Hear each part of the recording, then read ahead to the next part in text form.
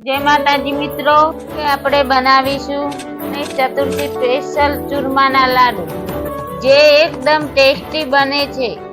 જો તમે એકદમ ચોક્કસ માપથી બનાવશો તો સરસ બનશે ચૂરમાના લાડુ. ચૂરમાના લાડુ એકદમ આપણે ઘરે જ બનાવીશું. તો ચાલો શરૂ કરીએ. તો મેં થોડા ઘઉં કરકરા દળી લીધેલા છે. આશરે વજનમાં 2 કિલો જેટલા છે. હવે આપણે ખાંડ પણ ઝીણી ઝીણી દળી લઈએ.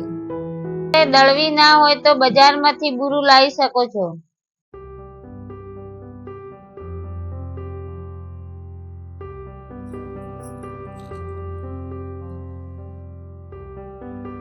આવી રીતે ખાંડ મેં દળી લીધી છે.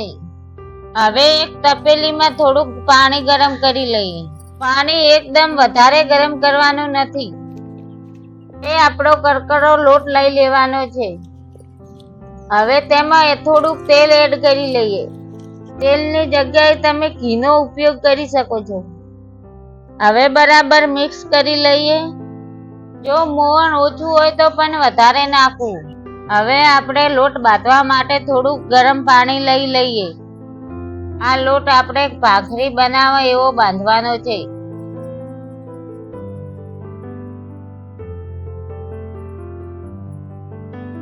તો તમે જોઈ શકો છો લાડવા માટેનો લોટ તૈયાર થઈ ગયો છે. તેમાંથી લોટ લઈને આપણે મુઠિયા વણી લઈએ.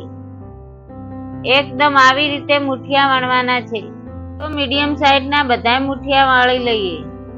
તો હું આવી રીતે બધા મુઠિયા વાળી લઈશ. મેં અહીં બધા જ મુઠિયા વાળી લીધેલા છે. તો હવે મિત્રો એક કડાઈમાં આપણે તેલ ગરમ કરી લઈએ. તેલ એકદમ ગરમ થવા દેવાનું છે. તો હવે આપણા બધા મુઠિયા તળી લઈએ.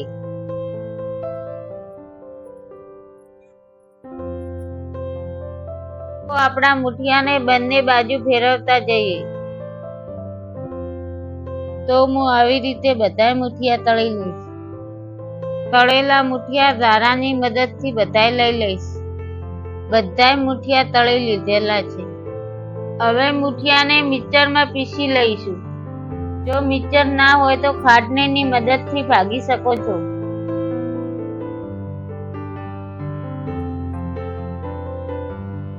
તો આ પીસાઈ ગયું છે.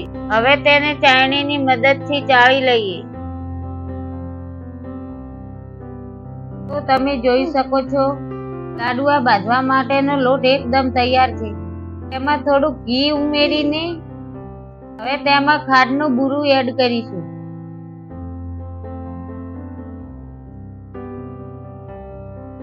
હવે તેને બરાબર મિક્સ કરી લઈએ. જો તમને મોવણ ઓછું લાગે તો વધારે કરી શકો છો. એકદમ આવી રીતે બધું મિક્સ કરી લેવાનું છે. હવે કાજુ અને બદામ એડ કરી લઈએ. તે હાથની મદદથી આવી રીતે લાડુ વણી લઈએ. એકદમ મીડિયમ સાઈઝના બનાવવાના છે. એકદમ ધીમા હાથથી દબાવવાના છે. બસ આવી રીતે ગોળ કરતા જઈશું. તો તમે જોઈ શકો છો એકદમ સરસ બન્યા છે. આવી રીતે બધા લાડુ બનાવી લઈએ. હું આવી રીતે બધા લાડુ તૈયાર કરી લઉં છું. તો તમે જોઈ શકો છો આપણા લાડુ એકદમ તૈયાર છે. મિત્રો આપણે ગણપતિ દાદાને ધરાવવાના લાડુ એકદમ તૈયાર છે. જો તમને મારી આજની રેસીપી ગમી હોય તો લાઈક કરજો, શેર કરજો. તો મળીએ એક નવી રેસીપી સાથે.